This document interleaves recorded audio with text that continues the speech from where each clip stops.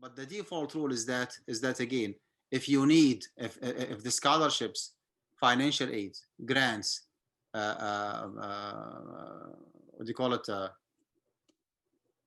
work study are not available or insufficient, then you can take a subsidized loan. Do your best to pay off the loan as soon as possible to avoid interest. The debatable one here is not the subsidized loan, is the unsubsidized loan. Unsubsidized loan is an interest-bearing loan from day one, and it's not granted based on financial ability. Anyone can apply for it.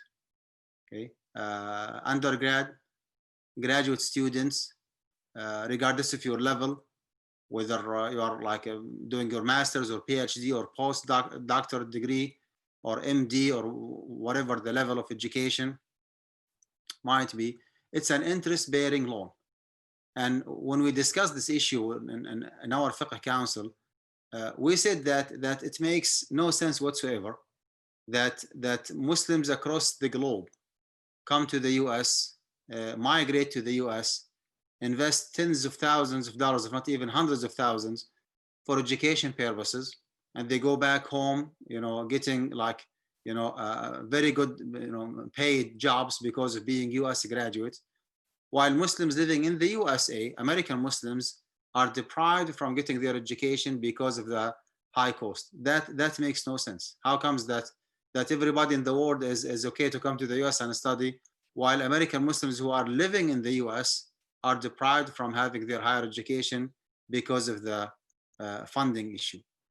So the conclusion is that, according to MJ again, if none of the above options are available or insufficient, including the subsidized loan, then taking an unsubsidized loan would be permitted as a kind of necessity. Higher education is not a necessity.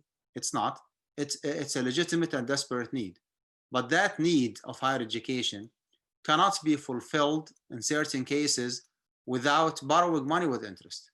So borrowing money to fulfill that need would become a necessity.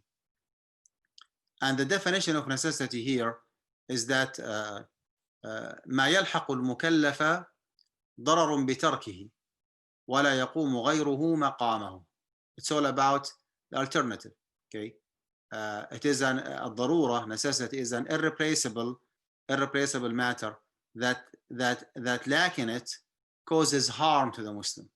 Okay, again, higher education is not a necessity. We can survive without higher education, but higher education is a legitimate need, is a public, general, legitimate need for Muslims in the US.